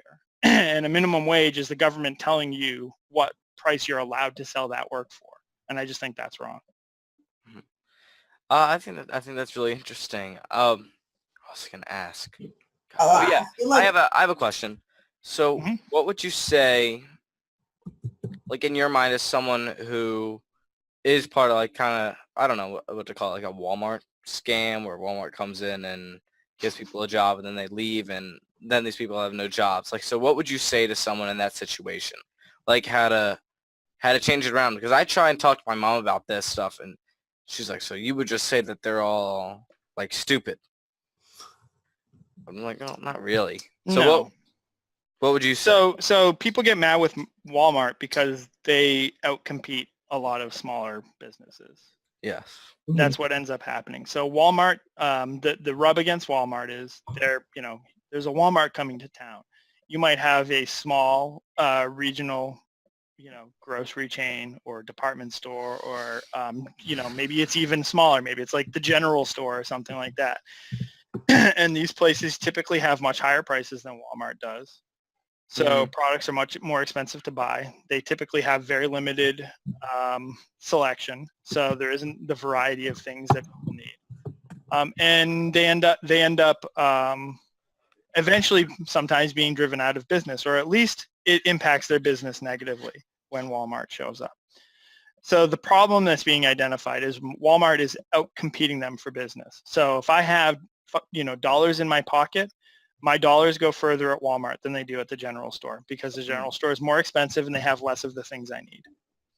So the problem that everybody's identifying is the plight of the small business owner, right? Small business owner can't compete because they don't have the buying power, the size or breadth of Walmart. So they end up getting hurt by that. And that's true. But that happens all the time. Like that is being in business in the United States or in any country really that has, some level of capitalism at play, is you can get out competed by your competitors. You have to figure out how to compete with them. Now, some small businesses have figured out the way you compete with them is by becoming sort of a destination brand. Like, oh, we are the farm to table farmers market. Our stuff is the most pure, most organic. It's not what you're going to find in the grocery store. And there is a segment of the consumer public who are socially conscious and want to buy things from the small shop and buy organic and all of this stuff. And they're going to choose to spend more money at the small store than just save money and go for the big box Walmart experience. And the small businesses that have figured out this dynamic are doing pretty well still, even when Walmart comes to town. Businesses that haven't figured that out are hurting. They're suffering from that. But that's literally, so like when Walmart comes to town, focusing on one little thing that happens to this one little store over here, when there's an economic impact that reverberates throughout the community is just being very, very myopic, and it makes you blind to other effects that it has. For instance, if you are in a very poor, impoverished community and access to basic goods is really difficult because you don't have something like a Walmart where you can cheaply and safely buy food products, clothes for your children, et cetera, et cetera. Walmart is so much cheaper than its competitors that it actually ends up being a net benefit. It's almost like a de facto welfare benefit to people who are below the poverty line, because it allows them to have access to products they wouldn't otherwise have access to. And that's an economic benefit, and nobody talks about that. Nobody says, hooray, Walmart's coming to town. Now the poor people have a place where they can buy the same stuff that we were buying at Sears and these high-end stores. Nobody says that. That economic effect is ignored. And by the way, the other weird thing about Walmart is they're singled out amongst a lot of businesses that have the same business model. So one of the common competitors is Target. It's like red store versus blue store. Walmart comes to town, they're terrible and evil, and they pay slave wages and they drive people out of business. But when Target comes to town, Target is very somehow has managed to market themselves as much more upscale. So nobody has bad feelings about Target coming to town. So Target comes to town, and it's a great thing, and it's wonderful, and oh, now I can go and buy my kids all the Cat and Jack clothes and blah, blah, blah. So there's also a dynamic of Walmart just has this this reputation as being an evil corporation that precedes them and creates an unfair bias in people's minds right from the get-go. So can I just circle? Neil, before I think I'll get going just before you guys get into anything more. All right, bye, Dylan. All right, thank you for See you, Dylan. thank Hey, you for coming thanks. on. It was Yeah, nice thanks for meeting you. Nice meeting you too. Thanks for the questions. It was awesome. Bye, All Dylan. right, peace All out. right, so I just want to quickly circle back to one thing that Dylan mentioned earlier about like you like inherently like expect the libertarians. I feel like inherently expect the consumer to be well informed, or at least have the time to be well informed. Everybody's going to act in rational self-interest. Yeah, but to be clear, And they don't. I need to say that is inherently an assumption or a bad thing. I need to demonstrate why that would, an example that would come into effect, and that would be, bad. If you would say. So, I mean, it's like, so I don't know. I'm assuming, do you believe in climate change? Do I believe in climate change? Yes. I believe the climate is changing. Do you believe that humans are are contributing to that? I believe there's a lot of evidence to that case, and that there is some evidence to the other case. But mostly I have skepticism that evidence to the contrary of that is allowed to see the light of day in the current political climate. Okay. So I think that is a fancy way of saying, I think that if you're a scientist that finds data that contradicts that climate change is real and human-made, it's pretty hard to have your voice heard in the current political climate because the science around it has been so politicized. So I think so I suspect it's true, but I also suspect that if it turned out not to be true, that's a message that we're not going to really hear. Yeah, I mean, I guess I can understand that to a certain extent. So I have a pretty big grain of skepticism because of that.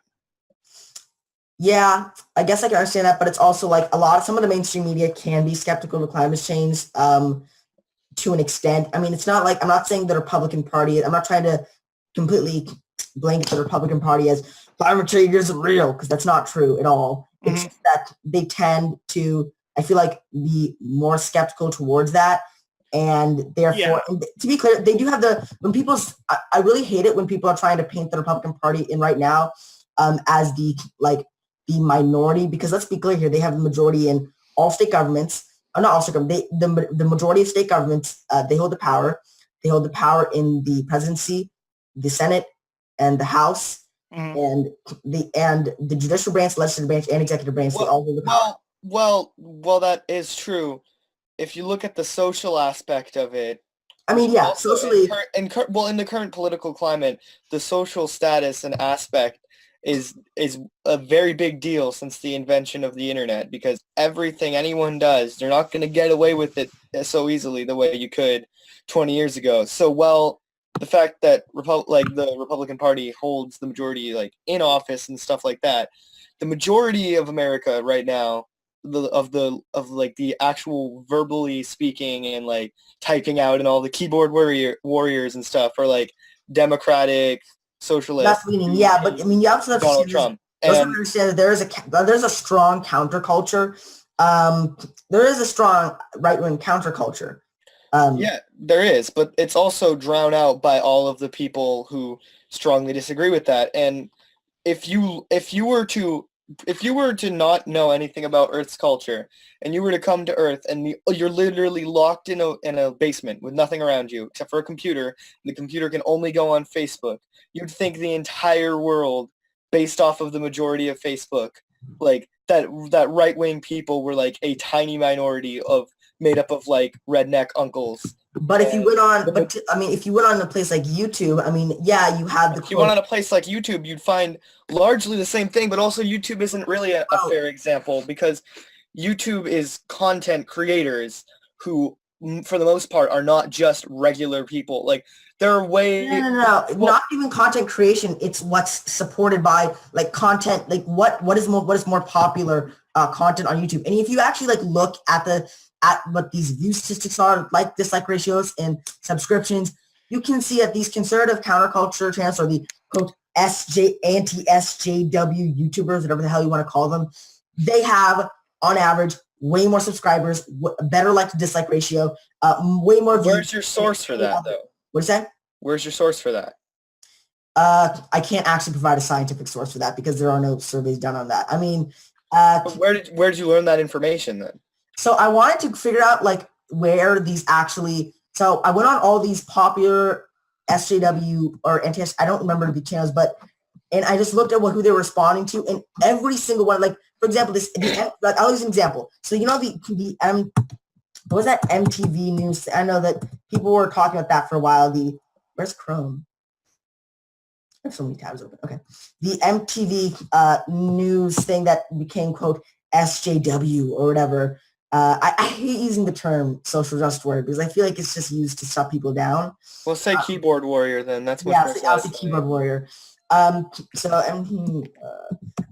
went because I know there were a lot of responses to that, and I don't know some woman named Fran or whatever. I don't know, but I mean they really did not. As far as I know, I mean they have like I think quite a few subscribers on the YouTube channel, but the actual like videos that were about that, yeah, they're like coming at like 6,000 views. That was a while ago.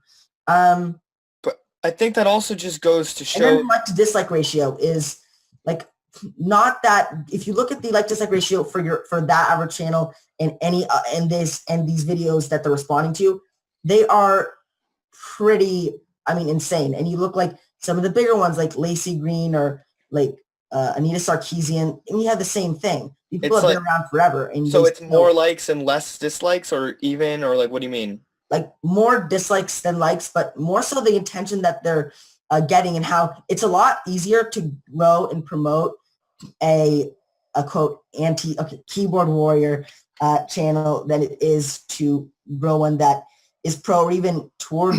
Well, I think that's because of but I think the reasoning for that proves my point though. Like the amount of people in the world who are that is why things like that have such a wide audience, because people are like, oh, finally something that isn't like a keyboard warrior. Because when you have something that's like, when the majority of things feel some way about something and all of them have like a decent amount of followers, but that's just the general consensus, when something disagrees, it's going to have more because it's one in a flock of like. Yeah, I will agree that YouTube generally is more of a counterculture thing because you do see like, and that's kind of a stupid thing to say when you take it at face value. But if you look at the actual YouTube community, like, and what I mean by that is because the biggest channels, the ones that get the most views, I'm not talking about PewDiePie, I'm not talking about Logan or Jake Paul. Yeah. It's the ones that are based off of talk shows. And to be fair, the liberal talk shows, because those are the ones that are actually really popular. You mean the only ones for the most part? The only ones, to be clear, just the only ones, full stop. Yeah, I mean, I think it's also interesting though, not to like completely go off of, but when you speak about the talk shows thing, and I'm just going to go off of this really quick because I haven't spoken much today. I think it's really interesting how talk show YouTube videos work and like just talk shows in general, because you essentially have two choices now. If you're someone who like hosts a talk show and like you're the person coming up with the material, you can either be super leftist and, well, not necessarily like, but like be like I think, who is it, Jimmy Kimmel or whatever, who like just like not Jimmy Kimmel. It's one of them. Is it Jimmy Kimmel? Whichever one is like always goes out and does this little spotlight thing where like he talks and complains about Donald Trump. That's Jimmy Kimmel and No, that is all of them. Well, They all monologue let's about call Trump. everyone. Well, they can either do that, or they can completely stay out of politics and just do like the Jimmy Fallon thing, where they just be like ridiculously out there. Because that's like those are your two options. I have more respect for the Jimmy Fallon method. Exactly, because but the problem is, as you've seen recently, you don't see Jimmy Fallon stuff as much because people don't want to see that. People want to see a confirmation of their own bias. People want to see their confidence. Like the target audience for a late night talk show is like people who are watching YouTube videos who are like 22 or whatever, like just out of college, like yeah man, or people who are like in their like late 40s to like 70s who are like all very very democratic and like I voted for her or whatever, and like not my president, and they want to hear a confirmation of their own biases because that's the target audience. And people like Jimmy Kimmel, well, like I don't even care if like that's 100% what he believes. People like like Jimmy Kimmel probably know when once it's like, oh, everyone thinks this is like great, I'll just continue to do people like this. to enter into like just an part of my French here. People like just like to enter into an intellectual circle jerk, and they don't want to look at anything else because all they want to do is sit there and like support their own confirmation bias. I can understand that because it's a lot more comfortable, but I feel like that happens with all, like I feel like the anti-keyboard warrior community, all like I feel like sometimes they accuse it about that, but I feel like it's just as valid criticism for that side too. Just because, and you see, and yeah, I mean, to be fair, like if you want to actually if you want to look at the numbers and nothing else, like the most popular channels on YouTube and the ones that get on trending and the ones that have the most views are the ones that just talk show hosts. But when I'm talking about the YouTube community, I'm not generally talking about I'm not generally talking about the TV show hosts who have their YouTube channels and just post random clips from their TV shows. I'm talking about the actual YouTubers who sit there and make a video on YouTube for the sake of making a video on YouTube. Yeah. And but I mean, I think that we need to stop it. I feel like there's a lack of look. Yes, socially, we're definitely more liberal, I think. Well, so here's something to think about that you can interpret two ways. So look at the Me Too movement. Yeah. And if you look at the Me Too movement and you look at like Harvey Weinstein and all these things, like all of these horrible, like people who've done horrible things. And I'm not going to get into the politics of like Me Too and like all that because frankly, I don't really care. Like it's whatever. But the thing that's interesting to think about is movie companies and TV shows aren't firing these people because they did something wrong. They're firing these people because they look like they look in a bad light when, like, in this day and age, if they have someone who was associated with that on the wrong side of it. So they look bad, and that's why like people get fired. Like in the new Predator movie, it's kind of ironic. There was someone accused of like something related to Me Too. I'm not sure of the details, but basically half of the cast is boycotting that actor for being in the movie that they were in and making money off of. I feel like getting accused of rape is starting to get almost as bad as like being convicted of rape, like socially. But even then, that's not necessarily what I mean. I'm just saying, so you have these celebrities who go into movies with these people who are part of like sexual assault cases, aware that they are part of sexual assault cases, do it because you want to make money.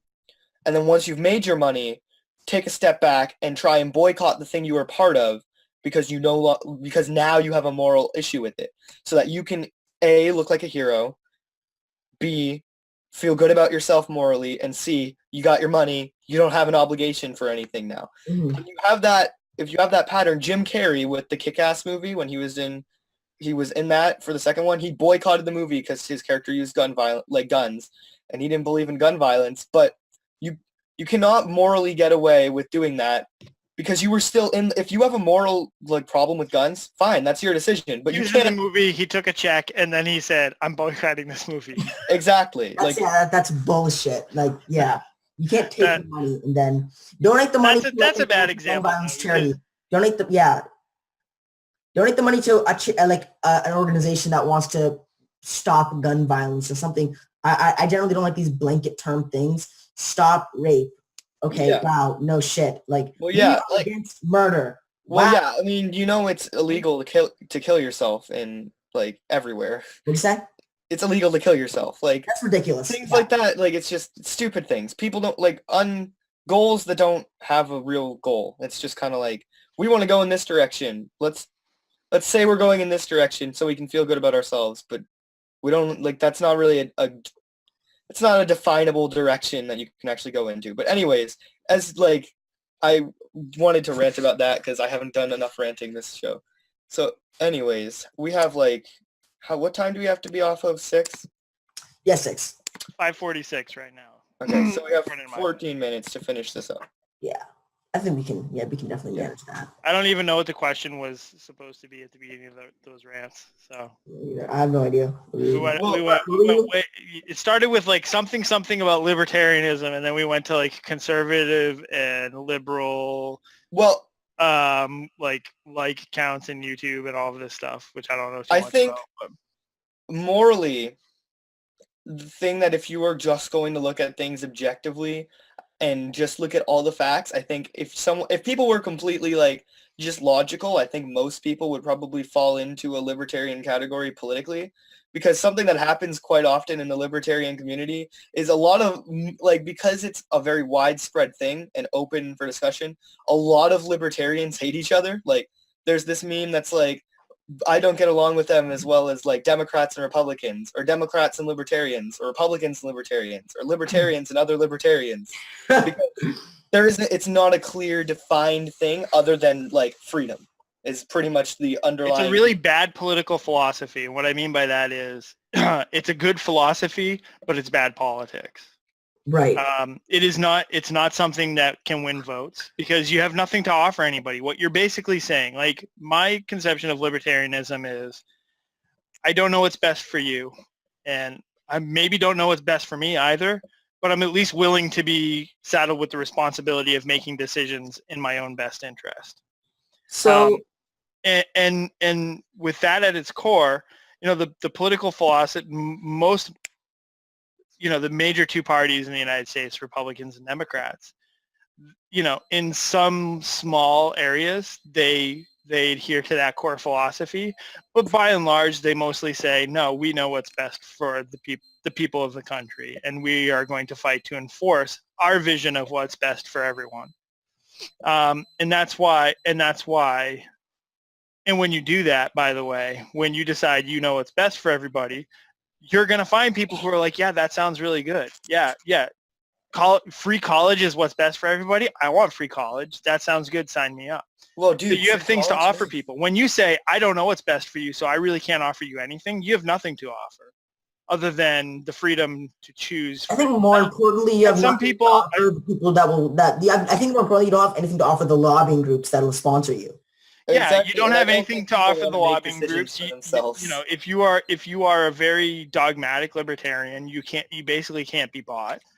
And even your own constituency, unless they're people who are principled, like freedom of association, freedom of speech, freedom people, they're not necessarily going to like that either, because when people are saddled with a ton of debt and they don't know what's going to happen in the future, and somebody says, hey, I'm going to pay off all your college loans, well, that sounds a lot better than the person who says, I don't know what's best for you, but you better take responsibility for yourself, and if you do that, I'll leave you alone.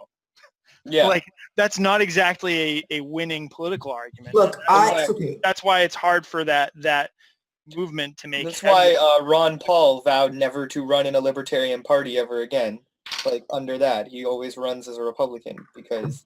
Right. Well, and really, what he's doing there is He's putting on a costume in order to advance those ideas. Yeah. Well, And he's not even trying to win an election. He's just trying to make those ideas part of the public discourse. Yeah. And in that, he's been pretty successful. Although, Look, So really quick, because I know we're ending soon. Just want to move in, I guess, opening closing statements after this maybe. But so I just had two more questions really quick. So the first one being more on, because I was trying to make this point earlier when again on what Dylan's point was about how generally the consumer doesn't have the time or the will to be well informed on a certain topic, and so therefore if they're so I mean I don't understand. So if and the reason I was bringing up climate change earlier was to try to branch into what I'm trying to say now. That's what we started talking about, climate change. Yeah, that's right. The reason I brought that up was because it was if a company is doing something like, for example, doing these horrible things to harm the environment, polluting the oceans, or let's say doing things overseas that are, quote, questionable. I mean, I'm sure if I want to give like I guess of a hard example, the reason I asked about climate change is because that's an easy example that I can give. Sure. Yeah. Which is, I'll use that one. Climate change is doing horrible things to harm the climate. Forget harming the climate, just harming the environment in general, like polluting the oceans. I mean, shouldn't we be able to have, like, yeah, the consumer can try to go for a competitor's goods, but it also I mean, I still think that they could pretty easily try to get rid of competition. And yeah, I just don't, that's still something I see like, issue with, like, if there are no regulations, or I don't know exactly how many regulations are. But the problem is, how do you regulate it? Like we're still learning what it is, right?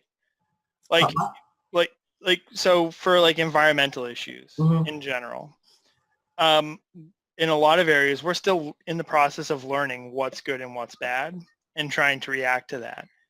And part of the problem with like trying to do this by governing, so if you do it through government edict, first of all, government is supposed to be deliberative, i.e. slow. And it is slow in a lot of ways. It's slow to react. Yeah. Laws usually get made long after they were needed, right? And they may not be relevant anymore. And the problem with a lot of this is, like, awareness comes faster than the government can react a lot of the time. And when the government does react, they do so in a way that is not always, it very rarely directly addresses the problem it's trying to address. And it very frequently creates about a dozen problems that didn't exist before they entered into the sphere to try and solve the problem. So it's like if you were like trying to solve a problem and you have a drunk uncle, right, who just like stumbles into the room every time there's a problem and tries to offer a solution, but he ends up just throwing up on the ground and like creating a mess and like not really actually solving your problem or directly addressing it, but causing a bunch of like, discomfort and awkwardness. You probably wouldn't invite him over to problem solve very much anymore. But in this analogy, government is the drunk uncle, right? It's not equipped to deal with the intricacies of the problems. And I'm not saying that the market is necessarily great at it every time either. Like, obviously, there's a profit motive, and the profit motive might go against being environmentally sound, let's say. But at the same time, there's also the internet now, and people know when companies aren't behaving, and a lot of companies are without any laws or regulations forcing them to do so, deciding to become more responsible. There's a lot of companies that are saying, hey, you know what, we're going to cut dyes out of our food. Like there's a big thing, the company General Mills, that makes like all the breakfast cereals. And believe me, these breakfast cereals are not the greatest things in the world, but one thing that they did was they realized that people don't like artificial ingredients added into their food, or dyes and things like that. So they went through an effort to remove all of that stuff from all of their products. And they said, hey, we're going to make a commitment by, this time, all of this stuff will be removed from our products and replaced with a natural ingredient. Does that mean that they're now a great healthy product? No, not necessarily, but that's an example of nobody told them to do that. They were doing that as a response to their customers desiring them to do something like that, so that they can maintain relevance in a marketplace that takes into account factors of whether or not it's healthy, whether or not it's environmentally sound, etc. I work for a technology company. My company also has a big part of it that is in the world of physical manufacturing. We print on things. We make custom products for people. We have a person who's an executive of the company whose responsibility is like being environmentally and socially responsible as a company, and developing, crafting, and executing a strategy that allows us to remain profitable while driving down environmental impact that we have as a company.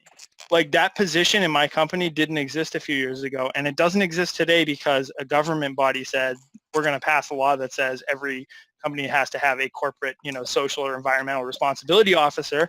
We did it because we have a lot of people in our company that care about the environment and want to, leave as little impact / maybe even make a positive impact socially and environmentally, along with, selling the products that we sell to our customers every day. So that to me is a more effective way of dealing with the problem of environmental concerns or climate change. And it's more flexible because if facts change on the ground, a company can more easily change something that they did themselves than the government can change a law. Changing a law is even harder than passing a law, and even slower. So once the law is in place, if the facts on the ground change, you're probably going to be waiting for a while before the laws and regulations catch up to that change. Okay.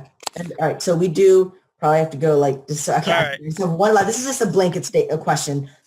So what do you think the role of government should be, if any? Because you said if you're walking a tightrope and you're falling on one side of the plate, it'd be anarchism. And obviously the role of the government would be not existing.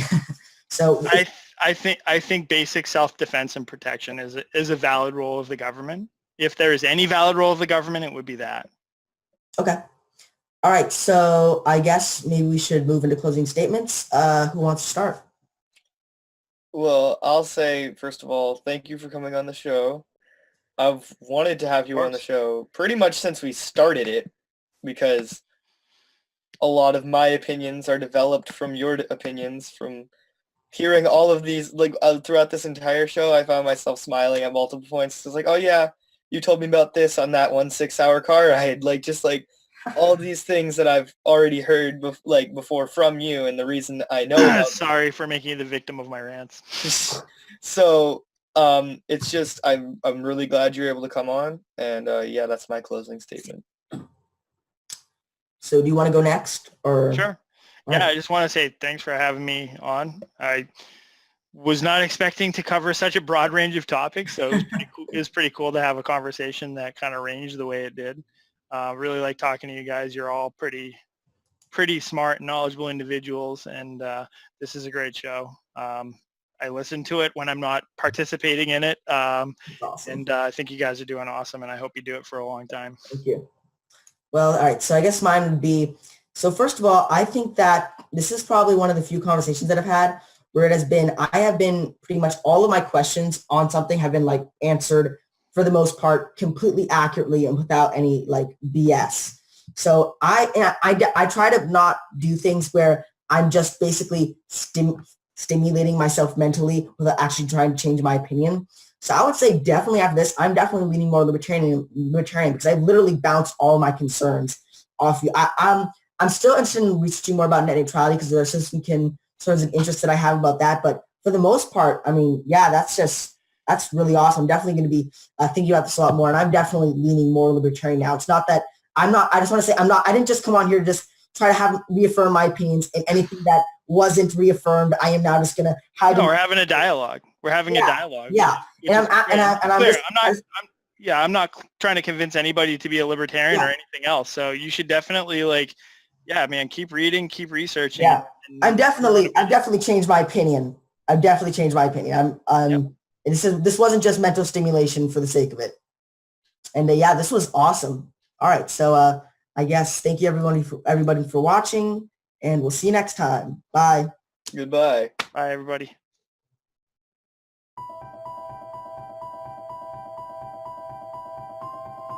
Humanity has been on an epic journey of discovery, learning the truth about the world we live in. New discoveries about the true origins of humanity, ancient history, free energy, as well as the systematic corruption of world governments are now on the forefront of our daily reality. Is the world headed towards destruction based on control and power? Or is an opportunity now being presented to shift and uplift into a higher consciousness? My name is Mel V, co-founder and creative director of Conscious Consumer Network, an independent broadcast network that was launched on the 1st of January 2015. In the last 3 years, Conscious Consumer Network has broadcast over 2,800 shows in multiple languages, featuring guests from across the world, whilst creating media that is aimed at the creation of a free, fair, peaceful, just, sustainable world. Conscious Consumer Network provides full training and an interactive support network for all broadcasters, and we are always looking for inspiring and educational content. Hi, this is Lainey Liberty. And this is Miro Siegel. In 2018, Conscious Consumer Network has expanded to multiple broadcast locations, increasing our availability and reach across the world, remaining on the cutting edge of independent media. If we wish to create a better world, we must first create better media, geared towards real education instead of indoctrination. You guys really are what changing the world is going to be about. It's educating kids at a grassroots level. Having become a pillar of stability in the turbulent world of independent media, we have even more going on in 2018. Conscious Consumer Network is a publicly funded network, and we rely on all of you to keep us on the air. Show your support for independent media by donating to our 2018 Network Support Fund. Dare to seek a better world. Support independent media.